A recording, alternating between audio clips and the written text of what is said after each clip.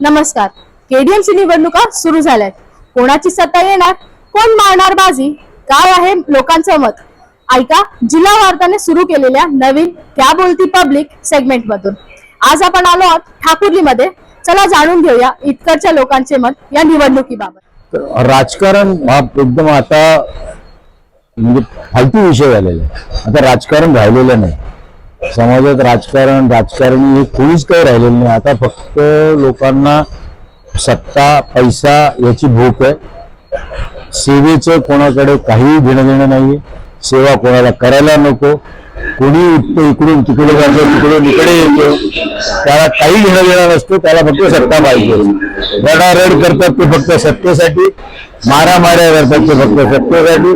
त्याच्यामुळे हा विषयच म्हणजे सत्तेचा विषय.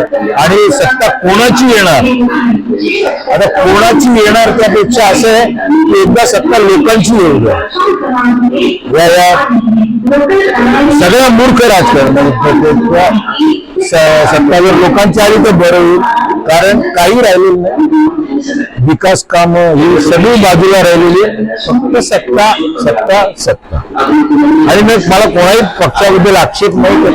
सगळे पक्ष आपापल्या परीने तेच प्रयत्न करतात की कोणाची सत्ता येईल. सत्ता कोणाची येऊ देत, फक्त आपली विकासाची कामं व्यवस्थित झाली पाहिजेत. आपल्या नागरिकांना, ही जी आपले नागरिक आहेत त्यांना कोणताच त्रास व्हायला नाही पाहिजे. त्याच्यामुळे त्यांच्या ज्या सोयी आहेत त्या त्यांना मिळायला पाहिजेत. कचरा वगैरे ह्या सगळ्या गोष्टी आहेत, ह्या सगळ्या त्यांनी वेळेवर न्यावा, व्यवस्थित त्यांचं हे करावं. तर आपला जो हा भाग आहे हा स्वच्छ आणि चांगला, करप्शन कमी व्हावं याकडे पण सरकारने थोडं लक्ष द्यावं. लोकांचं भलं करणाऱ्यांची सत्ता यावी. जे स्वतःच्या खिशाला पैसे न भरता लोकांसाठी पैसे खर्च करतील सरकारी, त्यांची सत्ता यावी. मग कोणी येऊ. विकास कामं का मूलभूत ज्या गरजा आहेत, आता अन्न तर आता रेशनवरती गरिबांना मिळतंय. कपडे स्वस्त झाले पाहिजेत. कपडे आणि निवारा, घराचे जे झोपडे आहेत ते आता चांगलं त्यांना पक्की घरं दिली पाहिजेत.